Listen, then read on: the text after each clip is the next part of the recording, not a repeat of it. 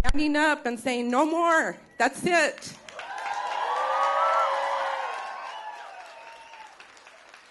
It's a beautiful thing, and I know my ancestors are smiling on you because that's the way you're supposed to be. You're supposed to live in unity and reciprocity. You're supposed to defend the Earth Mother who gives us everything we need to survive. It's for the next 7 generations. We have always said that. For the next 7 generations, we need to do what is right. And so all of you youth who are standing up, do not let anyone bring you down. Be strong, because they will try. Whenever you're doing the right thing, you will be attacked by certain people, but it's just a deterrent. They're trying to keep you from doing what you need to do. You have it in here. You know what you're doing is right, so stand up, be strong. And that's the message I bring to you today. I come to support. I come to stand behind you, because you all are giving so much of yourself. And it's going to be a difficult road, but you're strong. You can do it.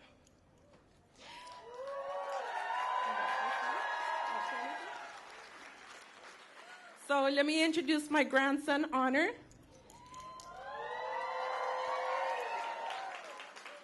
He's 9 years old, and he's looking up to you that are a little older, and hopefully he'll be joining your ranks soon. So we'd like to offer a song. Sometimes we do a prayer, sometimes we do an ancestor song, but I'd like to do a song for you today. And it talks about how the people need to rise up, stand strong, know that we are beautiful beings created by the Creator, and we are going to do what's right in future.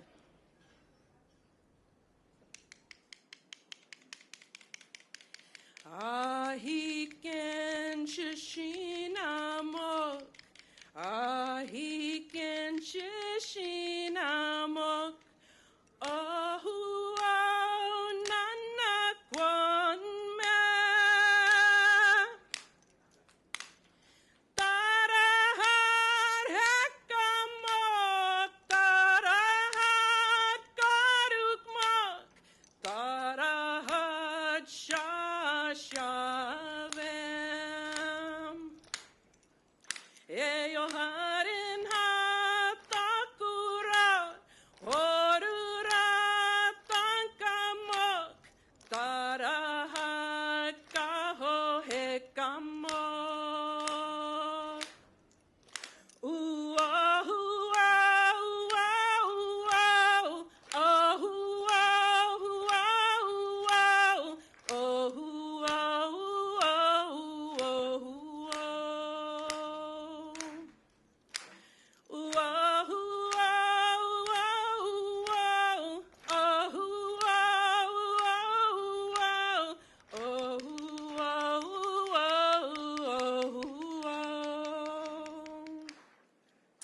Thank you all.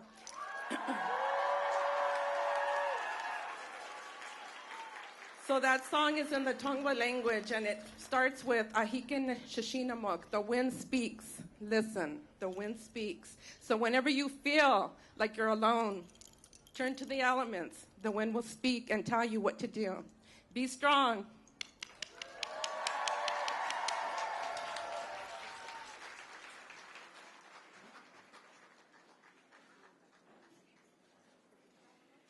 So, my relatives, what's next?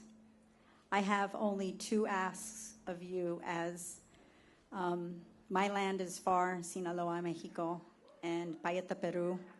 I am Quechua and Mayo. We're deer people. A lot of natives here offer me deer. I'm like, I can't eat it. It's my people's. But a vote of confidence for the vegans. And a shout out. My ask is simple. You know, we worked 3 years on the CEMO for Los Angeles. It used to be a department. It became the Climate Emergency Mobilization Office. You really need to kind of do a little homework on that. However, what I am asking is that you help campaign to pass the Green New Deal.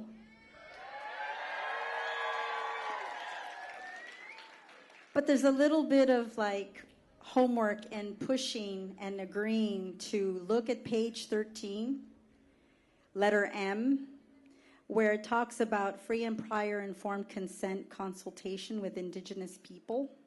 Because I stand before you with my heart filled with hope for you all to message that had we had these kinds of conversations globally and locally, that we wouldn't be in the climate disastrous crisis emergency that we are now. And kind of like that Rage Against the Machine song says, the front lines are everywhere. Well, they are. However, there are Los Angelinos, our relatives living in Wilmington, Long Beach, and Carson, and East LA, and Boyle Heights, the IE, everywhere where brown, black, and red relatives live, the fact that they are impacted more. And that's why we're here today, is to listen to the youth who have been impacted by the refineries and the extractive industries, the oil derricks, everything. So my ask is to move that page and paragraph forward and make that the first thing that we read for the Grand New Deal. Are you with me? I'd like to see Governor Newsom or Mayor Garcetti argue with the Indigenous elder or grandma, you know, to say, no, we can't do that, because it's going to take our matriarchal family members to step forward with their chanclas in their hand and say, time's up, buddies. Come on, do the right thing. And the secondary ask is, there's a lot of harm that we're doing to each other on social media. And that's not traditional. It's not social. I don't think it's traditional to any culture, any part of the four colors of that medicine wheel, or in the four directions. I'd like to promise to hold people true to the nature of good relatives and accountable. If our relatives are missing, we put a picture out and say, hey, you know, my daughter, my niece, my cousin, or my pet, turtle, I may have mentioned that before. These things are important to connect in a good way. I'm seeing so much bashing and calling out for misinformation or confusion. And I think we're forgetting how to meet one another and share a cup of tea or a good word in a compassionate, gentle, strong way. Because there's strength in being gentle, isn't there? So the way that we're going to be with our Earth Mother for her nurturance and her healing, we need to learn how to be gentle, strong. So if you feel like somebody's really pissed you off because of something, take a step back and wait a day and figure out who can mediate, because we all need each other. We all need each other. And while you may put butter on your bagel or cream cheese or tortilla, whatever it is, we want to enjoy healthy, good food. I want to make sure that all of you have that too, and water in the future. So that means that we can't have these bickering, this small thinking mentality, thinking of who's right and wrong. It's a disagreement. Let's work and focus on what's important. Okay? So I'm going to shout out a little community chant, and then my relative is going to introduce our youth, Indigenous youth that are waiting to come on. Without further ado, what do we do when our community's under attack? What do we do when the water's under attack? What do we do when the land is under attack? What do we do when our relatives are under attack? What do we do when the four-leggeds are under attack? What do we do when the creepy crawlers are under attack? What do we do when the finned are under attack? We what? Thank you. Love you.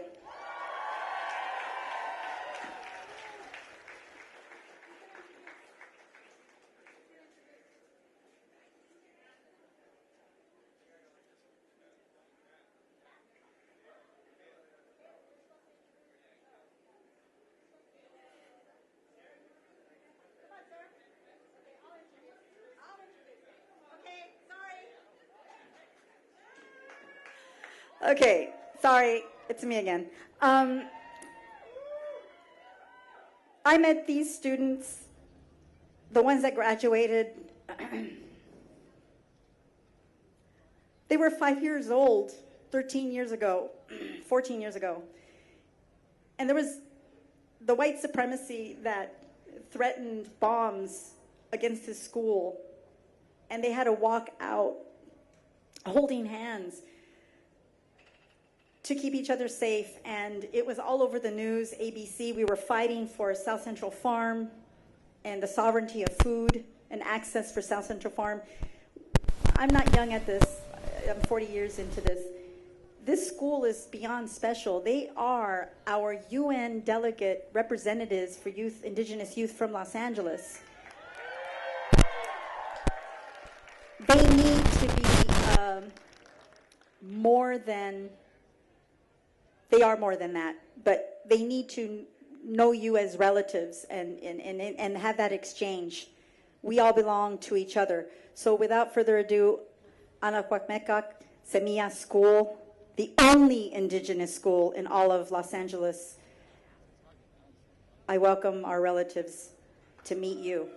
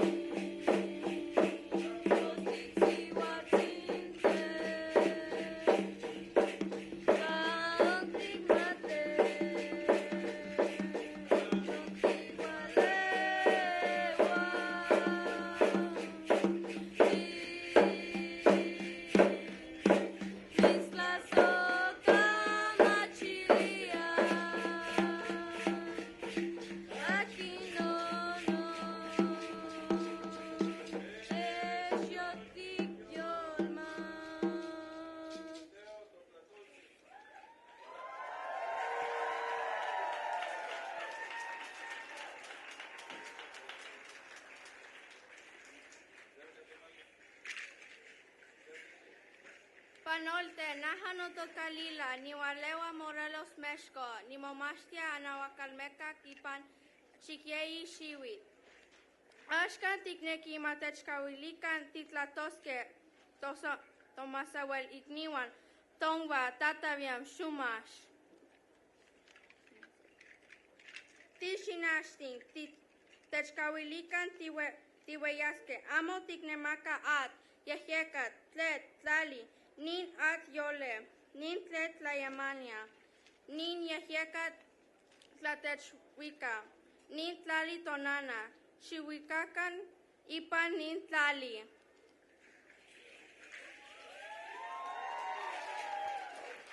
Panolten, no toca malinali, ni huichol, Juan, ni mexica. Buenos días, me llamo Malinali, soy huichol y mexica. Hoy, con el permiso de los pueblos indígenas de estas tierras, Tongva, Tataviam y Shumash, nos gustaría hablar con todos en nombre de nuestra comunidad escolar, nuestras familias, nuestra generación y como jóvenes indígenas. Nosotros como Anahuacalmeca, Tlaltecutli, guardianes de las tierras, nos unimos con nuestros hermanos, hermanas de todo el mundo, incluyendo a Greta Thunberg, como jóvenes indígenas que viven en un centro mundial de ecocidio climático para llamar a nuestros líderes estatales y a los tomadores de decisiones mundiales a la defensa de nuestro futuro. Como jóvenes indígenas hemos escuchado a nuestros mayores y hemos aprendido de nuestros antepasados. Como guardianes de la tierra y protegedores de agua debemos recordar nuestras historias en este continente.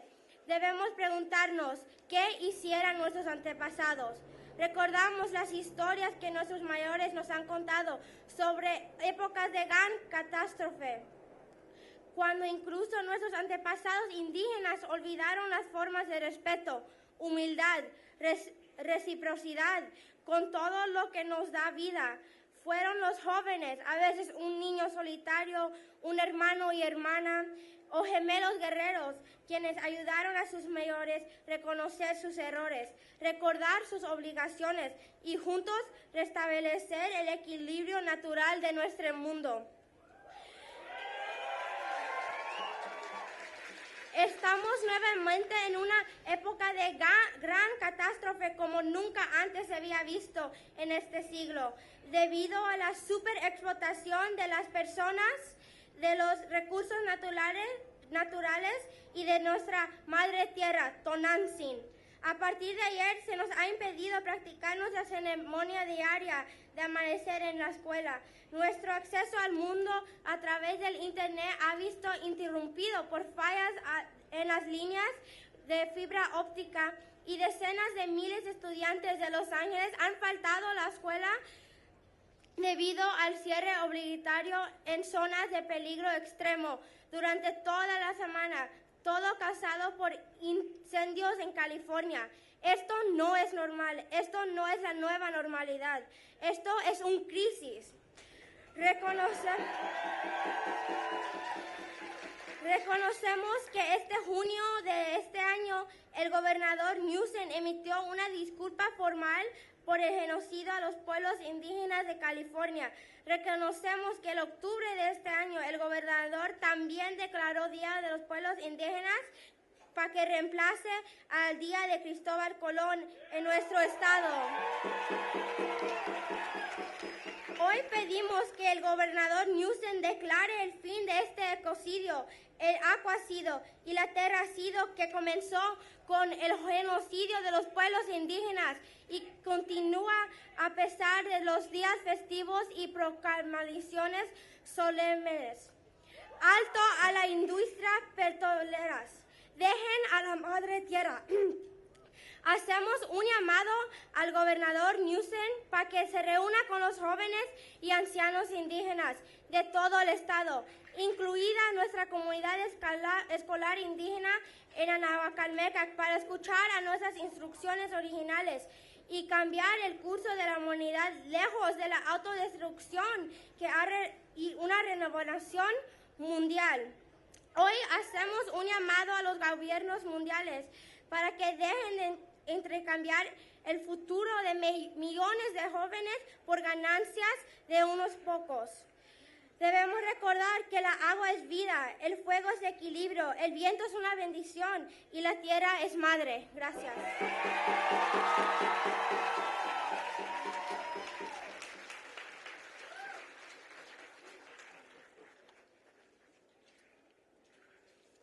Panorte no toka shayakatsi ni walewa meshko ni meshika wa ni momashtia anawakalmekak.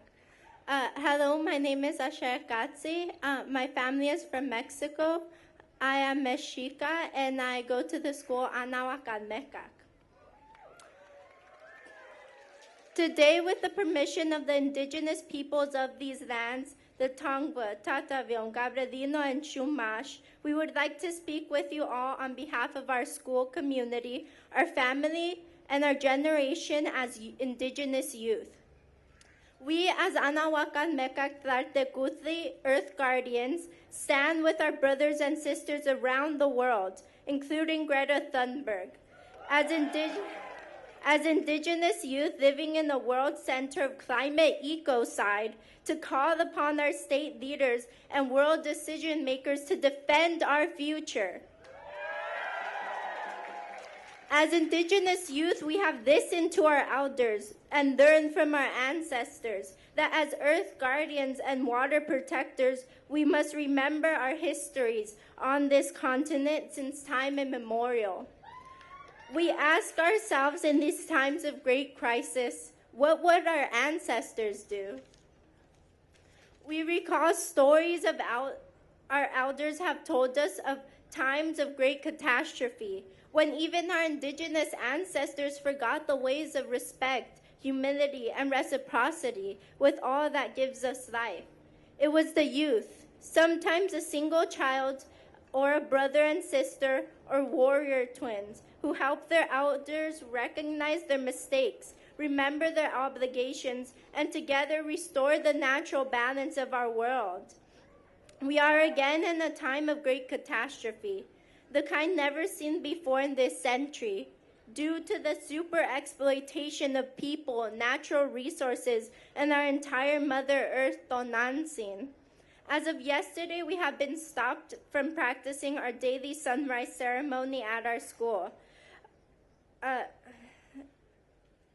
access to the world through the internet has been interrupted by failed fiber optic lines, and tens of thousands of students across Los Angeles have missed school due to mandatory closures in extreme danger zones, all caused by the fires ravaging in California.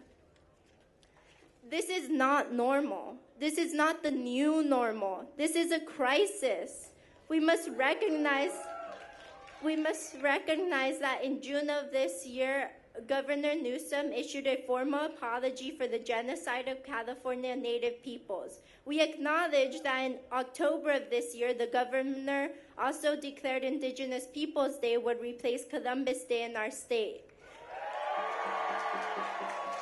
Today, we called upon Governor Newsom to declare an end to the ecocide, aquacide, and terracide that began with the genocide of Indigenous peoples and continues despite important holidays and solemn proclamations. Stop drilling and keep it in Mother Earth. We call upon Governor Newsom to meet with Indigenous youth and elders across the state, including our Indigenous school community at Anahuacalmeccac, to listen to our original instructions and change the course of humanity away from self-destruction and towards a world renewal. Today, we call upon the governments of the world to stop trading our future of millions of youth for the profits of a few. Water is life, fire is balance, wind is blessing, and earth is mother. Thank you.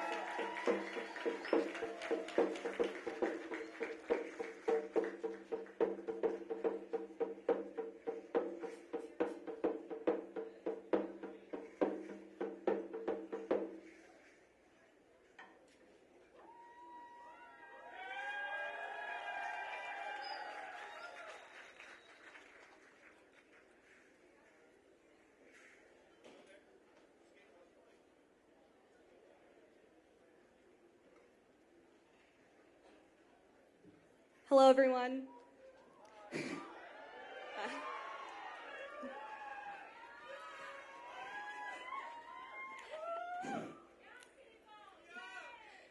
Angelica Perkins is a 17-year-old and a senior at Skyline High School.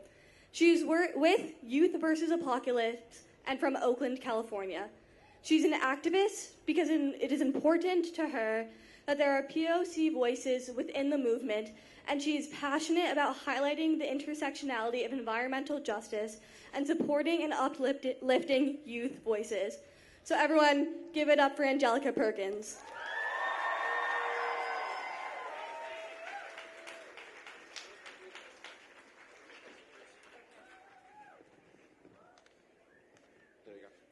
Hi everyone, I'm going to be reading a poem called Yellow Sun that I wrote.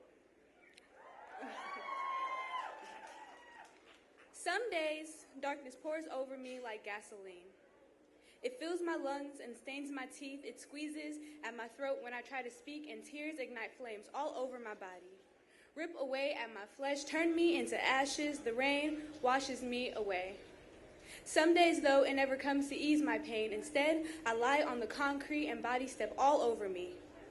I ease into the earth's cracks and make myself comfortable in the shadows, praying that bits of me won't get stuck to the bottom of anybody's shoes, that no one will be able to see my burns, reminding myself that when the darkness fades, I can cough up the gasoline and I will still be breathing. But what happens when a deep breath is no longer my safety blanket? One that isn't followed by coughing, or cancer, or death? And what happens when the gasoline in my lungs isn't just a metaphor for my teenage sadness? When the smoke in the air has painted my throat black, when making myself comfortable in the shadows means my people died to save $1. $1 that has no value when there is no one left to spend it. $1 that was made on the backs of black and brown-skinned people, and only a fraction of that dollar they will return to us as we walk out of their coal mining factories with asthma and nervous system damage, and a reduction in life expectancy. And what happens when children are meant to be seen and not heard means I can hear my planet begging me for help and I ignore her. Means there is no more blue sky or yellow sun or butterflies and rainbows, and I can no longer wake to the sound of birds chirping, or walk barefoot down the beach, or go to a park in which the green of grass and trees runs for miles. There is no telling what will happen when easing into the earth's cracks means waiting for someone to take inadequate action. Means watching the animals around me die because of man's hands, means continuing to turn a blind eye to racism and classism and homophobia, because you cannot talk about one without talking about the other. And there is no telling what will happen if we allow our fear to paralyze us, handing our lives to people who do not care about our communities, or the changes we plan to make within them, or the beautiful revolutions we plan to be a part of. We have to fight because I want to grow old to a blue sky and a yellow sun. And I want my children to be able to walk barefoot down the beach, and my grandchildren to be able to run around a park in which the green of grass runs for miles.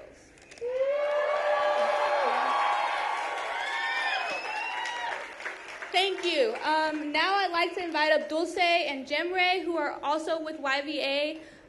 They're organizers from Oakland, California.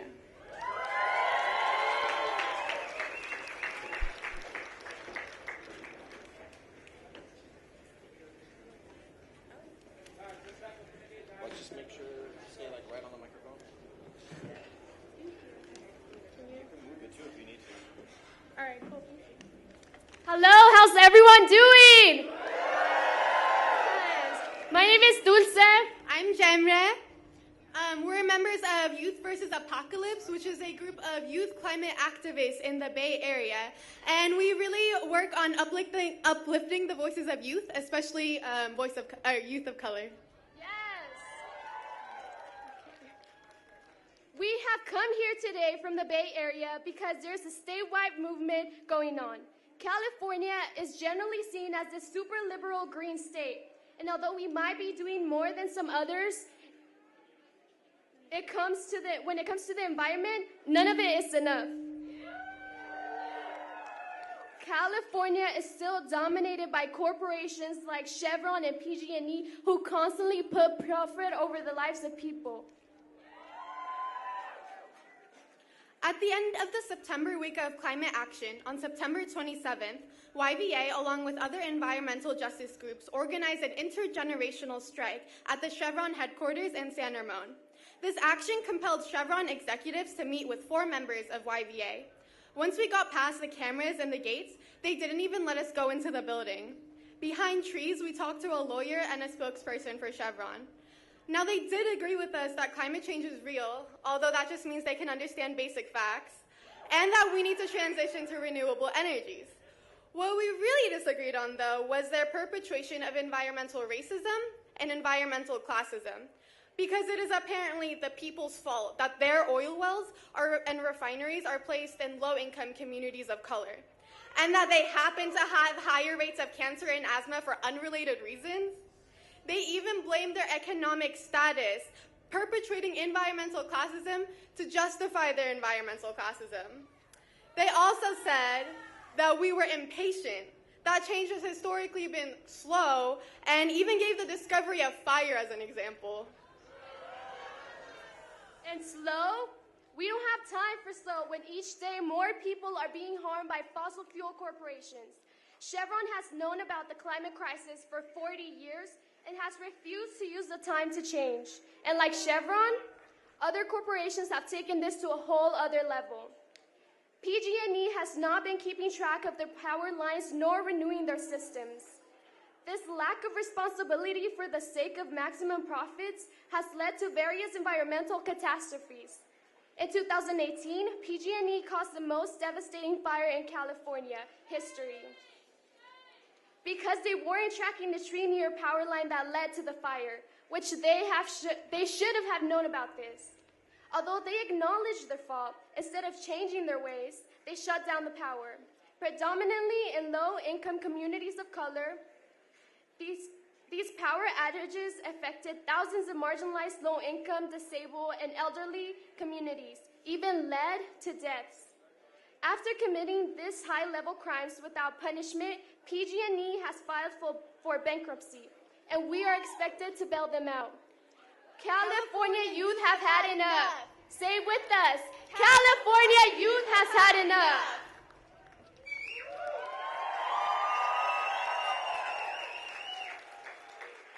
Currently, back home in the Bay Area, there is a student walkout. YVA, Bay Area Sunrise, and Sonoma Hubs are rallying outside of the PG&E headquarters and standing in solidarity with the victims of the climate catastrophe and demanding a livable future. Private corporations will keep putting profits over people unless they are stopped. California youth has had enough. California youth has had enough. We are here today because we need to hold the people in power accountable for the harm that they are causing. One of them being Governor Gavin Newsom. During the governor's first 6 months in office, the state approved fracking permits at twice the rate it did in the year before under former Governor Jerry Brown. When the public found out, he fired his oil and gas regulator. Yet he didn't take action to stop expanding oil and gas infrastructure already built, let alone come forward with a plan to phase out existing infrastructure. California youth has had enough. Young people are still getting sick in hospitals, schools, and homes right next to toxic oil infrastructure. Despite well-documented dangers to health and safety, he has failed to put in place the 2,500-foot setback that research shows is necessary to protect frontline communities from the dangers of neighborhood drilling. California youth has had enough. California youth has had enough. We have no time to waste. Science clearly shows that global temperatures are rising dangerously and that we are on track to face unpredictable climate disasters. We demand a Green New Deal, starting with the resolution that lays out science-based plan to dramatically cut carbon emissions by 2030 and reach negative emissions by 2050. Youth from across California have been working together for months to reach the governor and tell him our demands to stop new fossil fuel production, drop existing extraction through a just transition, and roll out a 2,500-foot health and safety buffer. Yet his office only just got back to us and didn't even bother to give us an appointment. California youth has had enough. California youth has had enough. That is why we will be heading out and marching to one of Governor Newsom's offices here in Los Angeles and letting him know that we demand our state to phase out fossil fuels. He can expect us in Sacramento as well if these policies are not implemented. The governor himself said that California is a leader in the fight to transition away from fossil fuels, but we aren't leading anyone without the Last Chance Alliance demands. We need to put, as the governor states, intentions into actions.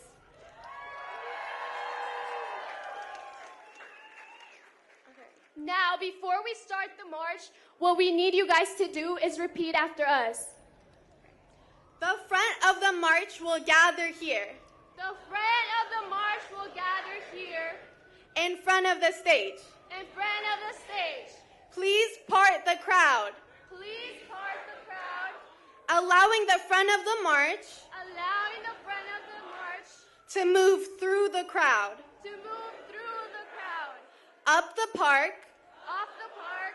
To Broadway and First Street. To Broadway and First Street. I'm going to repeat that again, so repeat after me. The front of the march. The front of the march. Will gather here. Will gather here. In front of the stage. In front of the stage. Please part the crowd. Please part the crowd. Allowing the front of the march. Allowing the front of the march. To move through the crowd. To move through the crowd. Up the park. Up the park. To Broadway and First Street. To Broadway and First Street. At Broadway and First Street. At Broadway and First Street. The front of the march. The front of the march. Will hold. Will hold. And we will line up behind it. And we will line up behind it. And wait for the signal to march. And wait for the signal to march. At Broadway and First. At Broadway and First. The front of the march. The front of the march. Will hold. Will hold. And we will line up behind it. And we will line up behind it. And wait for the signal to march. And wait for the signal to march. Everyone needs to stand behind the front of the march. Everyone needs to stand behind the march. Everybody make sure to stay behind the banners. Behind the banners. Okay. And that's it. Thank you so much. You guys better scream out there when we're outside of Governor Newsom's office. Woo!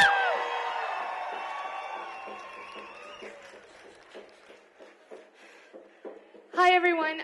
Can everybody please just make a pathway for the organizers who have banners? If you guys can, please just make a pathway. I need everybody to move aside so our organizers can go through.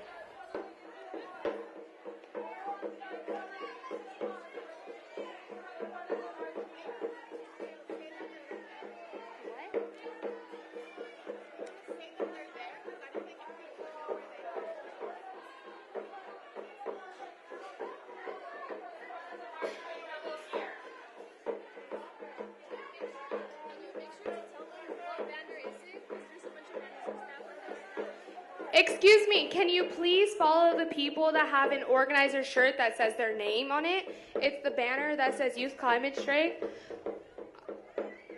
Yeah, versus oil. You guys are splitting at the wrong way right now. The banners are over there, so you guys need to part a path right over there where the banners are.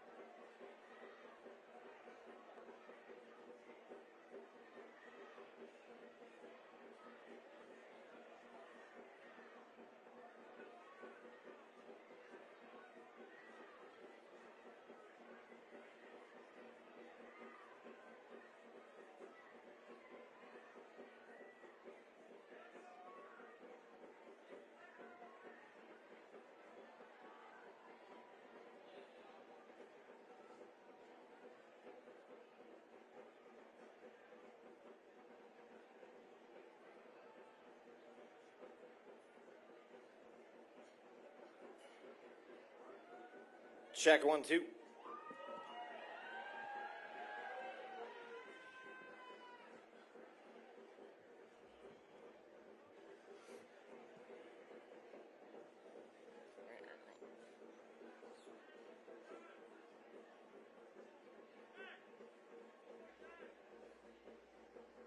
Check, 1, 2, 3, check, testing.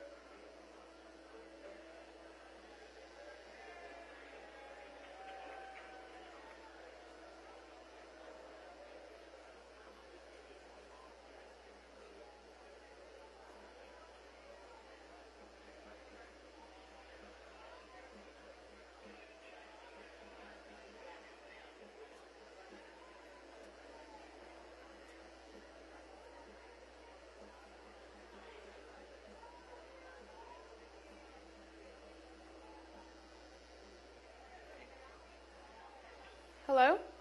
Okay, hi everyone. So up next we have Jesus Villalba. He was an organizer, but now he's a state lead of California for Youth Climate Strike LA. He's really amazing, and he's going to be talking about, he is a climate refugee, so he's going to be speaking about that. But I'm going to let him introduce himself because he does it better. So, Jesus, where are you at?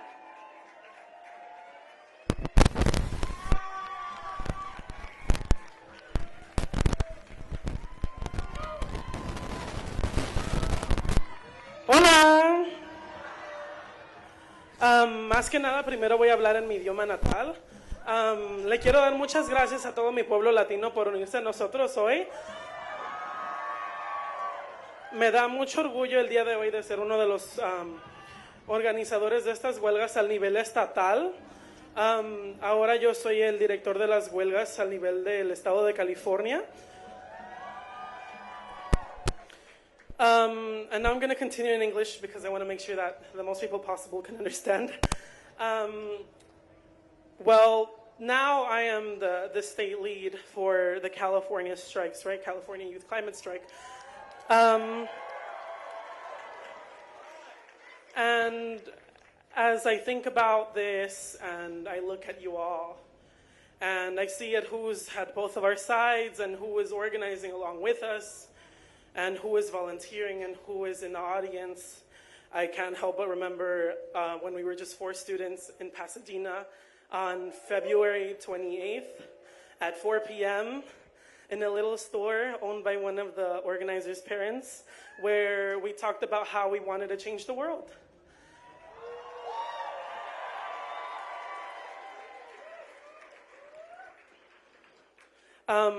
I still remember when I was watching the news. I've always been someone who watches the news, especially as a minority. I think a lot of us depend on knowing what the current news is so that we know how to stay safe.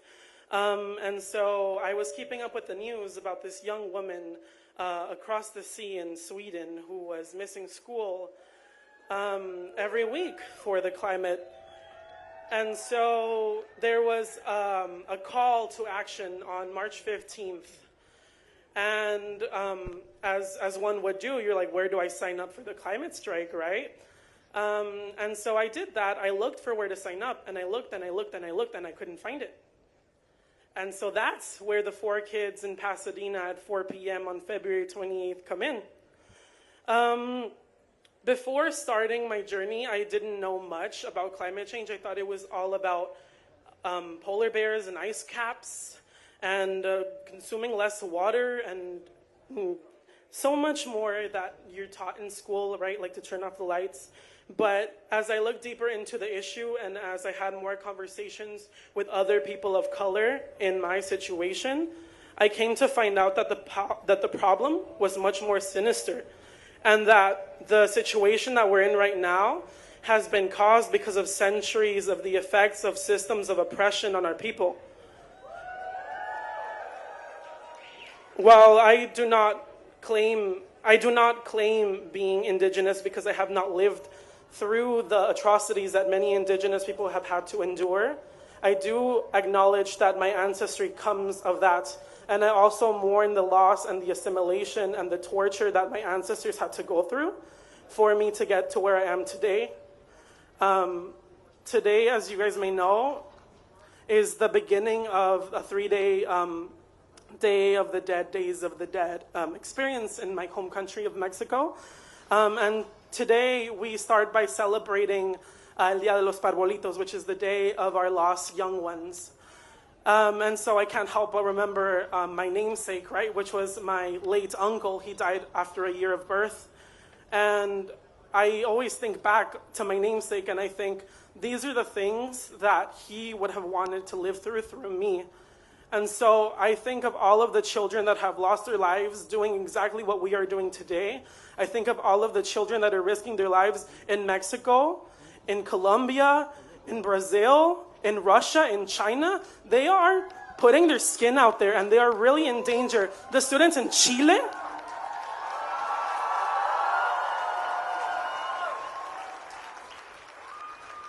and it is no surprise that in our communities of color, we have the most oil wells and that we are extracting oil next to little children's bedrooms. And it's nasty, it's disgusting. And the fact that we haven't said anything, or, well, we have said a lot of things, and some people in government are catching up, and others we've had to put out of the way and make them catch up.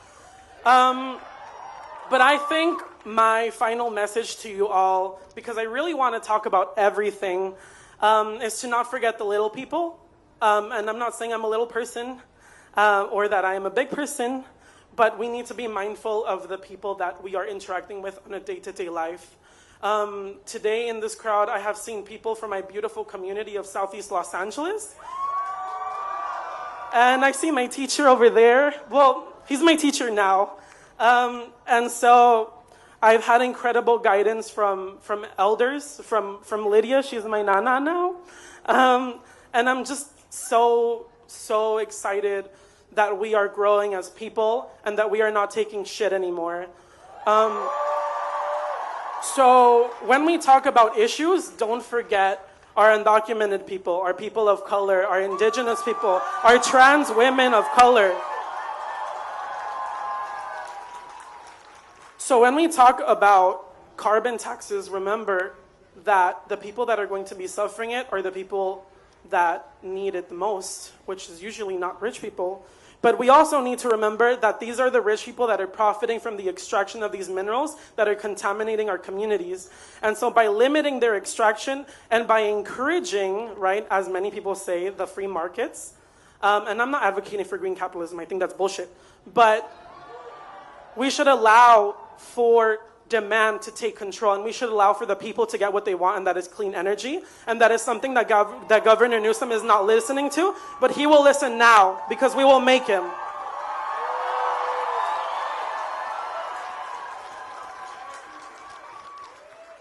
Thank you.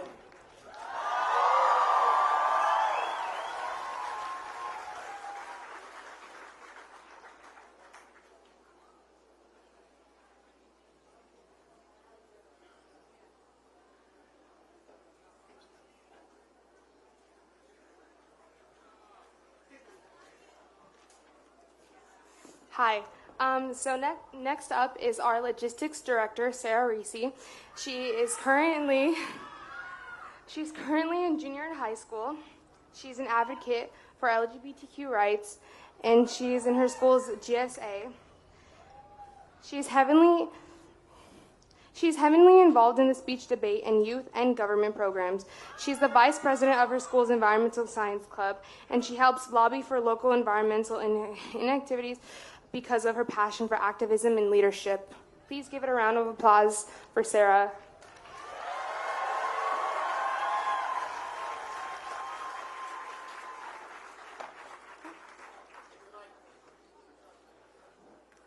On September 20th, we made history. Worldwide, over 4 million people disrupted their daily routines to demand climate justice, to tell our politicians that our futures matter, and to insist that the government prioritizes people over profit. On September 20th, I decided to strike because the air pollution in LA puts my friends, family, and me at a higher risk of respiratory illness. I strike because fires seem to be constantly raging far too close to my home. And I strike because I am terrified to pass down to the next generation a planet that is uninhabitable. Today, we are proving that September 20th was not an isolated event. We are proving that multi-million-dollar companies simply cannot continue to destroy our environment without consequences. And we are proving that our youth will hold the leaders accountable. We do not take our futures lightly. In a few short years, we are going to be a huge voting bloc. And that is a threat.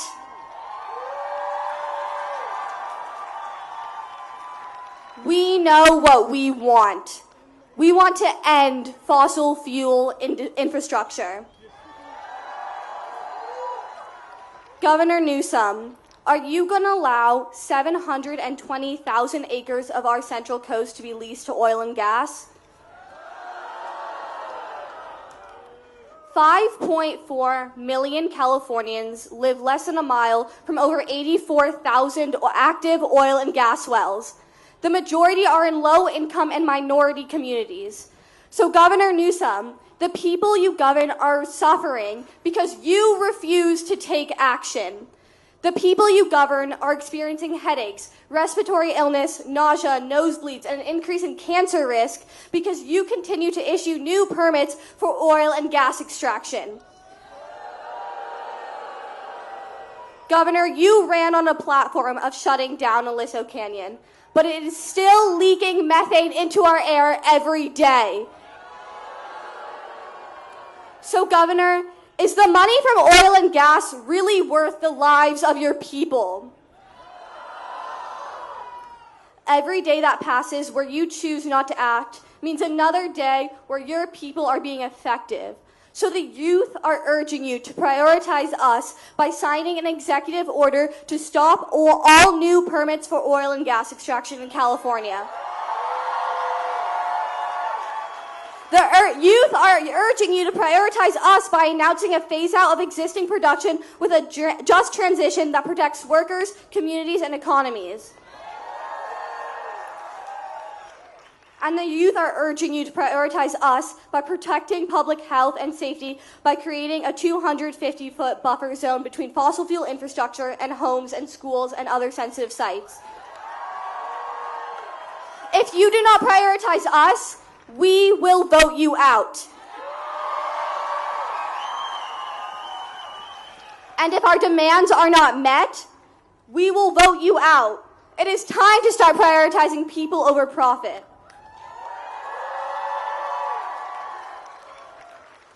But we also need to take some responsibility. We need not only a political shift, but a cultural run. Animal agriculture is the leading cause of deforestation globally. The Amazon rainforest, which is a huge carbon sink, is being slashed and burned to keep up with our demand. Each year, 8 million tons of plastic candy wrappers, forks, bottles, and fishing nets enter our ocean. We have to make our demands actions. It's okay if you can't go vegan completely or go zero waste, but every little contribution helps. Imagine the impact if everyone at this strike stopped their use of environmentally harmful products. The impact of that would be huge. It is an issue of supply and demand. We have to end the demand for products that are destroying our environment and create a demand for sustainable alternatives. We need to make it impossible for policymakers to ignore us. We can do that by changing our own actions, but also by using our power to vote ineffective leaders out of office. So, Governor Newsom, I hope you see this crowd today, because each and every person here will vote you out unless you meet our demands. Thank you.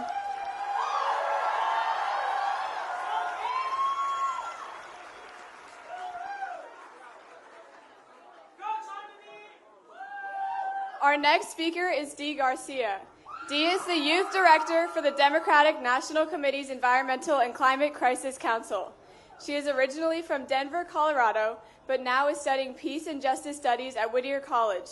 Working from all different angles to effect change, you first saw her March 15th. Now please welcome Dee today.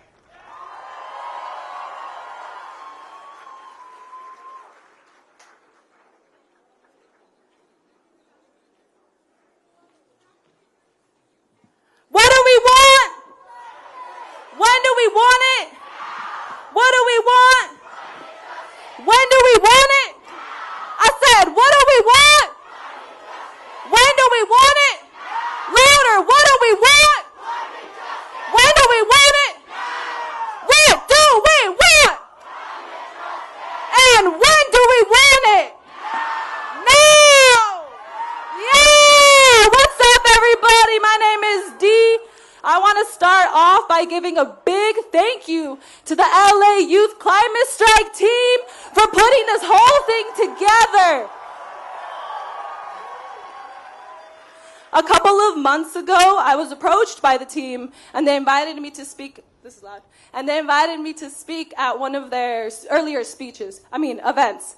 And I was really excited because there were these youth, these middle and high schoolers who were so passionate about the work that we're doing. And it was such a successful event. We had hundreds of people turn out. And now as I look across, I see thousands of people. And this is all from the work that the youth are putting in for our future. So thank you. Step out and smell the fresh air. Just don't breathe too deep. Don't let the particulate matter make your body its host. Because we breathing in that shit from coast to coast. It seeps into your lungs like butter on toast. That's why we out on the streets doing the most. Make sure you drink your water today, but don't drink it from the tap, okay? Because your body is going to be the one to pay. And justice is rarely served right away. We out here going on strike while oil companies be like, please say psych. We got the power to say that we dislike the treatment of brown, black, indigenous all alike. They say take the bus or hop on your bike. That ain't accessible to all. Let me tell the truth on this mic. Because I don't got to share about my oppression to question these systems. I'll share my experiences at my own discretion. My identities are not up for tokenization. So let's have a discussion. Let's talk about mitigation. Step out and smell the fresh air. But don't breathe too deep. Be the change you want to see. Look around. Look at me. As I look around, I see the youth working like bees. Because we know that we got the right keys. So let me lay the facts as plainly as can be. As a country, we got to go clean. It's time that we respect indigenous land. Who says that we have the governing hand? Honor the treaties, honor the sovereignty, halt resource extraction immediately. You know we all want a just transition, so go ahead and pass that legislation. We scream, Green New Deal. Y'all say that's just not how we feel, but we gotta talk about opportunity. Environmental justice is not just a buzzword. Environmental justice will make our voices heard. It's time to invest in land protection and work towards reforestation. Sustainable lifestyles must be an implementation, because the true enemy here is industrialization. Feel the ground shake as we march through the streets. Hear our voices echo as we scream through the city. Watch us rise as we reclaim our power. Now this is going to be a little bit of a call and response. When I say rise up, y'all say rise up. Rise up! Rise up! Hey, I'm calling the youth to rise up. I'm calling the elderly to rise up. I'm calling the LGBTQ plus community to rise up. I'm calling on my people of color to rise up. I'm calling on our differently abled folks to rise up. I'm calling on our immigrants and refugees to rise up. I'm calling on our white allies to rise up. Change is on its way, and it starts with us. So let's get together and rise the fuck up. Thank you.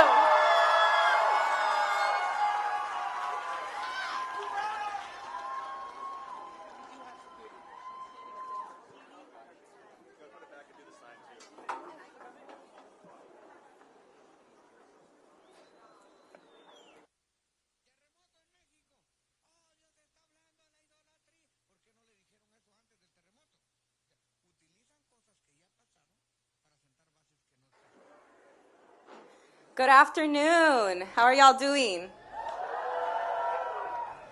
My name is Ashley Hernandez, and I am with Communities for a Better Environment. Your next speaker is someone I've been working with very dearly and very closely for many years. Missy Gomez is a Oaxacan teen, 17 years old, living in Wilmington, California, recognized as ground zero to big oil. Today, she's joining us to speak on her experiences and her battle and struggle to make sure that the fossil industry does not win priority over our lives. Let's be clear, if we in California and Los Angeles region want to see change, we must make sure that Wilmington, California cease to protect oil industries before people of color. This issue that Niski will be sharing is something that's touching a lot of our lives. Whether we're here because of our diet or whether we're here because of other reasons, we want to be very clear that in California, we must phase out fossil fuels. We must protect communities of color. And we must allow youth like Niski that come from the front lines, that represent the issues at the front lines, not only speak on this issue, but lead in this movement. It is a great pleasure that I'm here to not only present to y'all Niski, but I want you all to embrace her into this movement and listen to the narrative that she's telling us all. Because if we want to stand in solidarity with the front line, we need to make sure we listen. We need to make sure we're open, and we need to make sure we act alongside them. So please give a round of applause for Niski Gomez from Wilmington, California.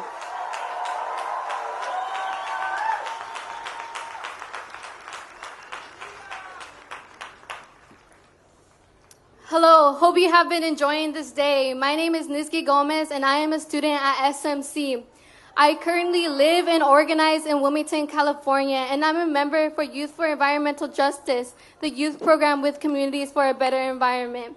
As a frontline resident, I see oil drilling in my parks, near my home, at my school, and throughout my community. Oil operators aren't known for following rules and regulations. The toxic chemicals from their drilling operations pollute our local environment and create many health impacts for our front line. We don't have access to clean air to breathe, safe water to drink, or healthy soil to grow food in. This is what environmental injustice feels like to the front line. My community not only has the extraction of oil, but we also have the refining. There are 3 oil refineries surrounding my community, and they produce 1/3 of California's oil. Big oil and gas operations are major greenhouse polluters that are a major part of our warming climate and worsening health. I also live near the Port of Los Angeles and the Port of Long Beach. Combined, it's the biggest port complex in the nation. Currently, 70% of all goods imported through the ports go through the 710 freeway, one of the 5 freeways surrounding my community. The reality is that people of color like myself and my community are often facing attacks in places where we learn, sleep, and play. I believe that this isn't right. We should live in healthy communities, free from fossil fuels, and that is why I'm standing with you all today. It is important to push back on big oil. These fossil fuel industries are a threat to our health and future. We need to see rollbacks on these projects coming to our communities because they are impacting our health with high rates of asthma, birth defects, and cancer. We shouldn't have to deal with these polluters next to our homes, and that is why in my community we have done something about it. In 2015, South LA and CBE youth sued the city of LA for rubber stamping permits for oil drilling sites. The city settled and we created a new public process and guidelines for new oil drilling. Personally, this victory was a very big moment for me. I have never felt so powerful, and I am still happy knowing that youth of color can put a stop to big oil and their attempts of doing business as usual in our community. This law also proved that youth are leading the fight for the right to a healthy future and that we will keep fighting for our environmental justice until we gain the basic human rights we deserve. Now, our city council needs to end oil drilling by implementing a 2,500-foot health and safety buffer. This is a call to Councilman Joe Buscaino. As my district's city council member, our district has the highest concentration of oil drilling sites. You have been silent on this issue far too long. Where have you been? Why have you been quiet while we face this threat? We are all looking at you in the city of LA.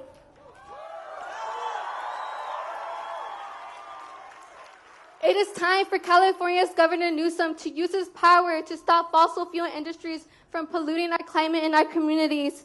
Together with groups like Communities for a Better Environment, Stand LA, and Last Chance Alliance, we are fighting the health impacts from fossil fuels in our community.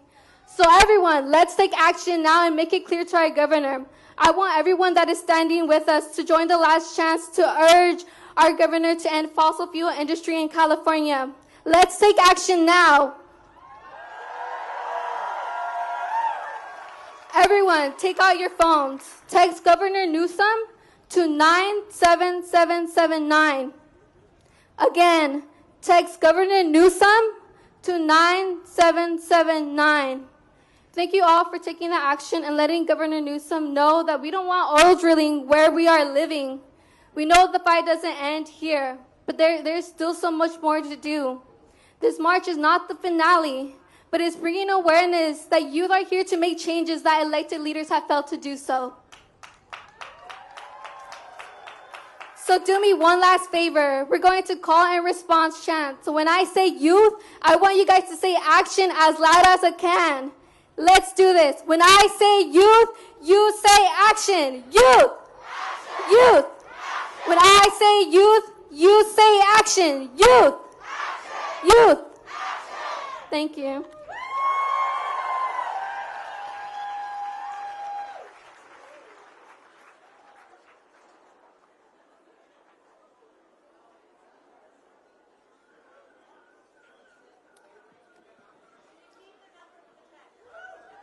We're going to put the code on the screen right now. That actually wasn't the correct text, but we'll get you the right one soon. Sorry about that. So our next speaker is Nayeli Kobo. At age 9, she engaged in community activism for the first time. Growing up across the street from Alanco Energy, an oil well in her community, Nayeli noticed her health took a turn for the worse. She worked with her community to create a grassroots campaign called People Not Pesos in hopes to permanently shut down Alanco Energy. Nayeli is a co-founder of South Los Angeles Youth Leadership Coalition, a member of Stand LA, who works tirelessly to establish a 2,500-foot buffer between oil extraction and homes and other sensitive lands.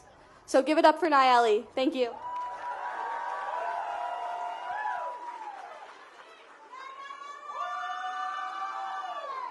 Stop, I'm gonna blush. All right, how's everybody doing today, sorry. All right, it is so beautiful to stand up here and see all these beautiful faces gathered here for a cause.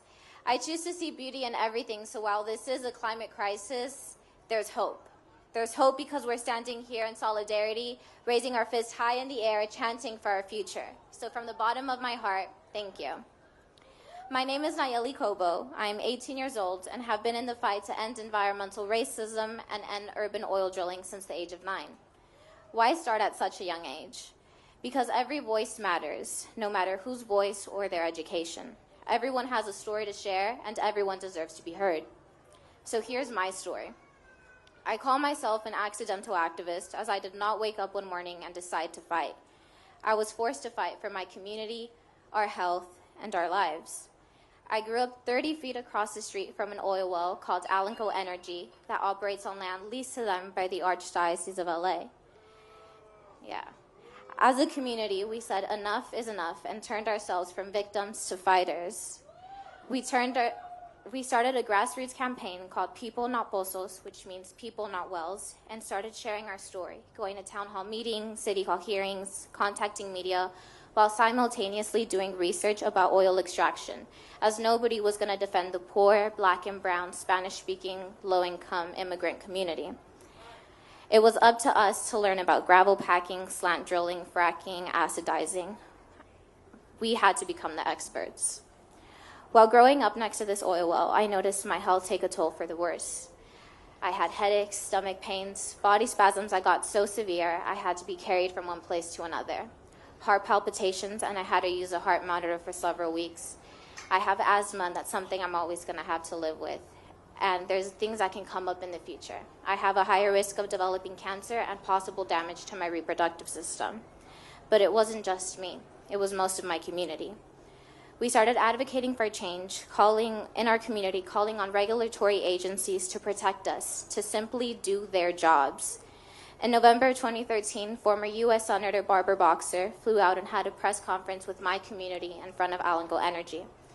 She pled them to cease operations, and they did so on good terms. I'm very proud to say Alanco Energy has been temporarily shut down for 5 years now, going on 6.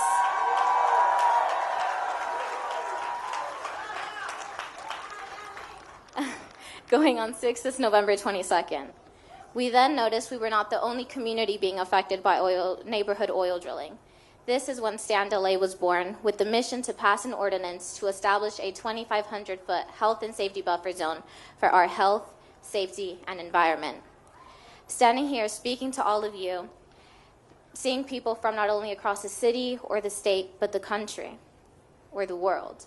Today we stand here with Greta, who came to stand in solidarity from Sweden. And yeah.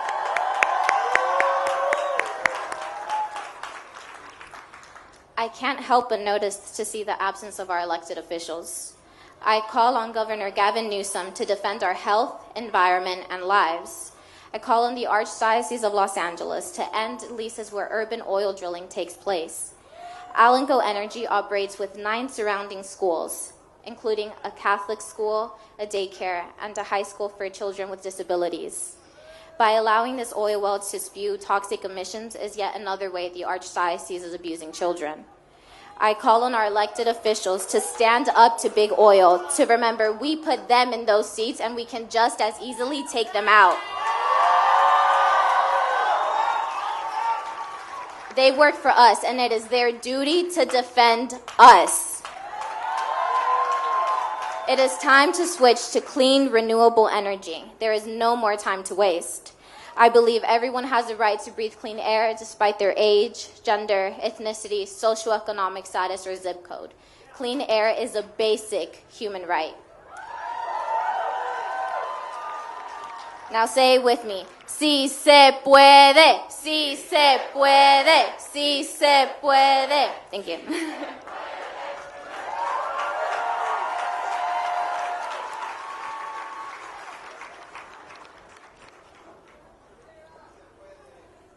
Kevin J. Patel is a youth environmental activist from Los Angeles. Kevin is one of the Southern California leads for Friday for Future, as well as being the co-deputy partnerships director for the youth-led climate movement, 0 Hour, as an organizer and advocacy director for Youth Climate Strike LA. Kevin is also the founder and executive director of One Up Action, doing direct actions within the community. Kevin has been a climate activist for over 5 years, fighting for his fellow Angelinos and students alike, so that students and community members are aware about the climate crisis and its effects on their everyday lives. Kevin is, along with the help of a student, has created the very first in the world and the U.S. Youth Climate Commission, not just within LA, but LA County, all 88 cities. It's to build bridges for youth to get involved in the government and to have their voices as youth leaders heard and for them to take direct action. So give it up for Kevin. Thank you.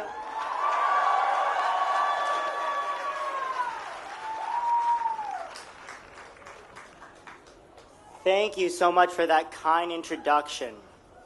My name is Kevin J. Patel. Our city is on fire. Our world is on fire. We already know that the climate crisis is the single greatest issue of our time. We have only 11 years left for politicians and world leaders to meet the Paris Agreement goals, to ultimately determine the future of our world, where we are fighting for not just the planet, but for all of humanity, to determine the fate of our generation and generations to come. The climate crisis isn't just about the future, it is about our lives. From the fires in California, to the fires in the Amazon rainforest, to the fires all over the world, people are already experiencing the devastating impacts of the climate crisis. This is about the air we breathe, the water we drink, the houses that are burnt down, the people who are suffering and dying. This is about humanity. It is hard to see members of my community being disproportionately affected by the climate crisis. I have experienced firsthand the devastating effects of the climate crisis. When I was in 5th grade, I was diagnosed with heart palpitations as a result of living in Los Angeles, one of the most air-polluted cities in America. I recall spending most of my middle school years in and out of the hospital. My parents were scared for me, and still are to this day. Even now that I have graduated from high school and am in college, I still notice that my community, the place I call home, is being destroyed by the very thing that caused my issue. The state of California is known to be the bluest states in America, but yet we are still affected by wildfires, droughts, heat waves, and toxic oil wells and refineries. While Governor Newsom has talked the talk, he has failed to follow through. Under his watch, California has issued over 2,000 new fossil fuel drilling permits, and most of which in communities of color, and low-income communities. Being one of the bluest states in America is not an excuse not to act on the climate crisis. It is not the rich and affluent communities of Los Angeles that are affected first. It is the low-income communities of color that are. I want my governor, Gavin Newsom, to hear my voice. Will you stand up for my community and my generation? Or will you take the side of fossil fuel elites?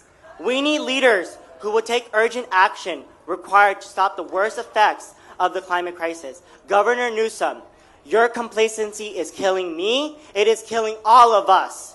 Oftentimes, in our fight for climate justice, the climate movement and media tend to leave out the voices of frontline youth and youth of color.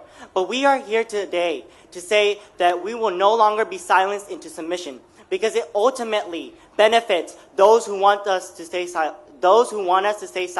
Exxon, Chevron, Our voices and stories will mark the books of, our voices and stories are critical to exposing the fossil fuel industry for what it really is, an industry that profits off human rights violations. We refuse to see our communities being destroyed for corporate profit. While little action matters, what we need is a revolution, because frontline communities are out of time. We need climate justice now. Frontline communities are here to lead the fight. We are here to take back the lives that were stolen from us. We don't have a hidden agenda. We simply want to live. We are leading the fight because we can see through the lip service and lies that politicians give us when they don't want to tell us to our faces that your life doesn't matter more than my wallet. We are not afraid to call it what it is. It is BS.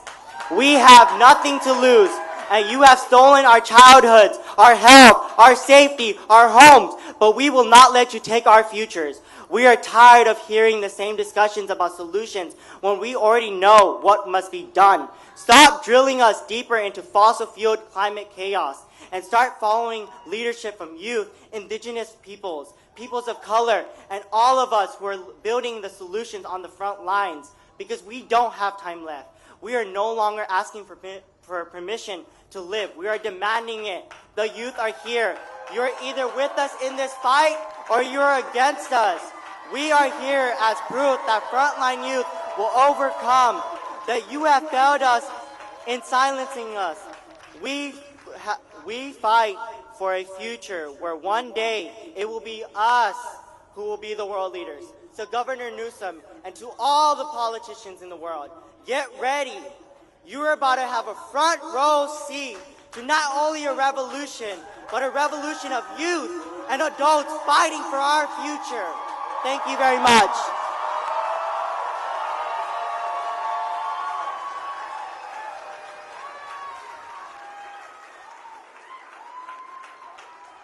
Good afternoon, everyone. Today, I would like to introduce you a very good friend of mine from Sweden. She has traveled across oceans, across mountain range, and vast deserts to be with us here today.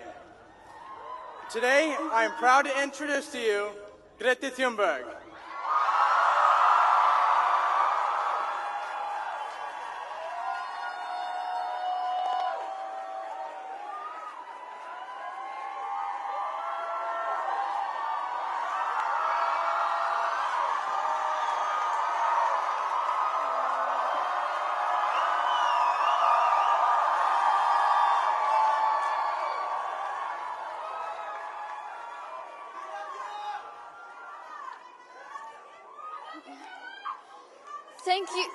Thank you all so much for coming here. It is an honor for me to stand next to you today, together in this fight.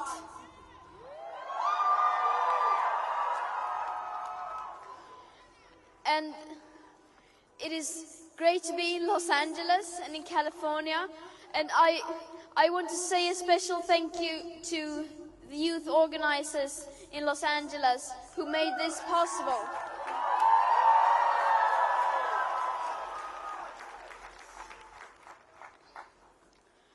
We recognize we are on indigenous land.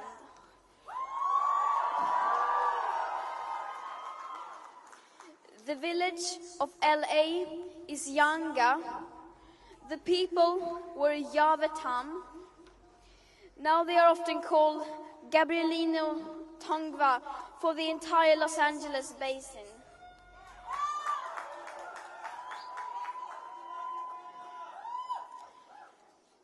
Earlier this week, I visited Paradise in California, and I met with survivors who showed me around the devastation. Street after street with no houses left. I heard heartbreaking stories.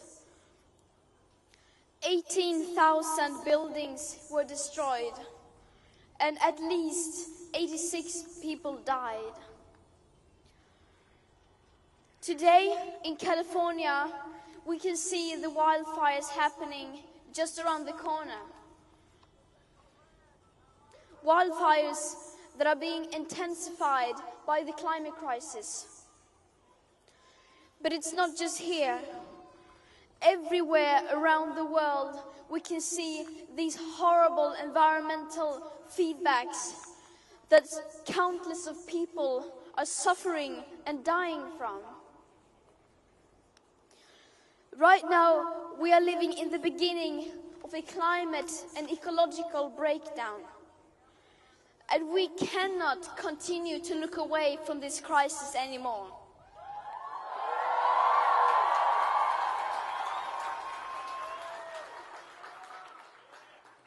I mean, what is it that seems to be so hard to understand? We have been repeating the same message over and over again. The scientists have been repeating the same message over and over and over again. And yet, they are still not being listened to. It is the year 2019. Why is the world still ignoring the science and those most affected by this crisis?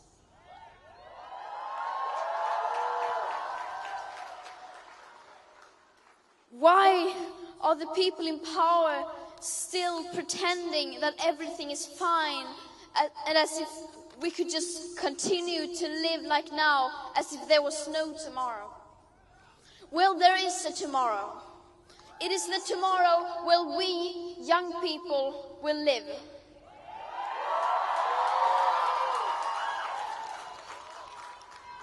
And we need to fight for that tomorrow, and we need to protect it as if our lives depended on it, because it does.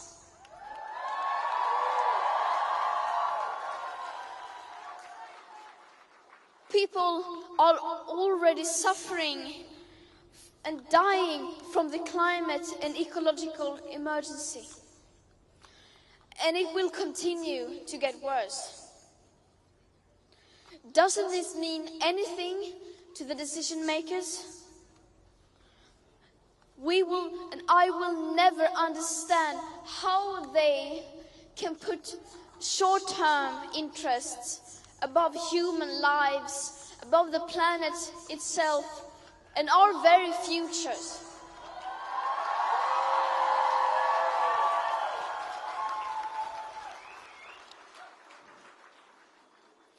But we young people have had enough. We say no more.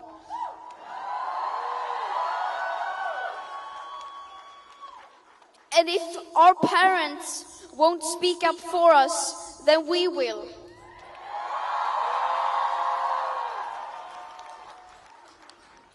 We have drawn the line, and we will make sure that the people in power don't get away with continuing like now.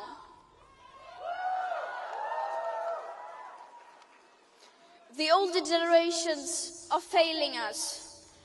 They are failing future generations. But future generations do not have a voice. And the biosphere doesn't have a voice. So we will be the voice that speaks up for them.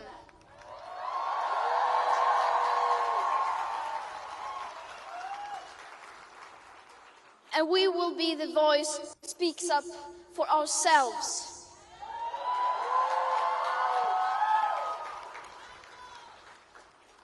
And that right now, that is what we are doing.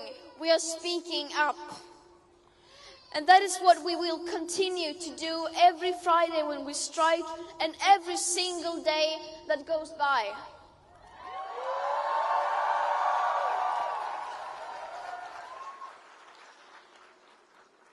We are speaking up, and we will not be silenced. Do you think they are listening to us? Well, we will make them listen.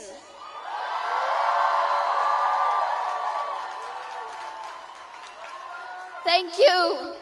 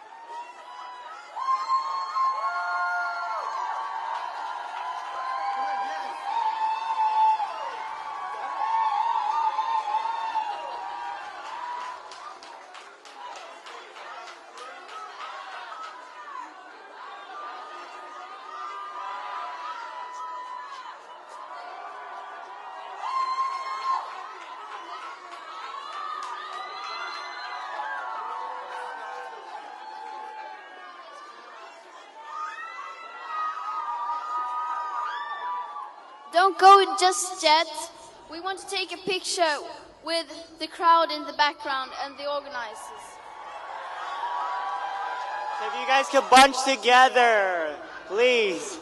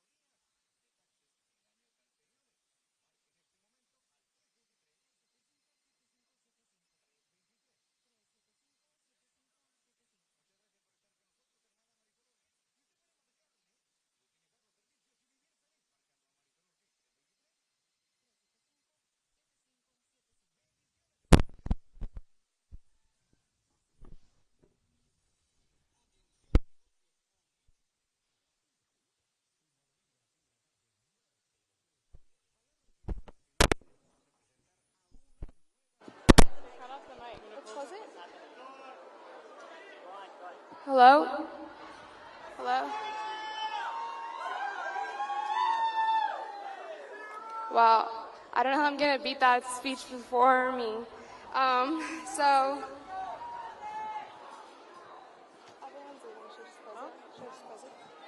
Okay, I'm just going to start. So I'm going to tell you a story of how I got into my activism. I believe it's really important to me because without it, I wouldn't be here today giving a speech and getting to meet Greta after 10 months organizing. So here it goes. Around this time last year, I remember reading my first climate report. I remember reading about how icebergs were melting, sea levels were rising, wildfires were happening more frequently. Over 200 species were going extinct every day. Cities on the East Coast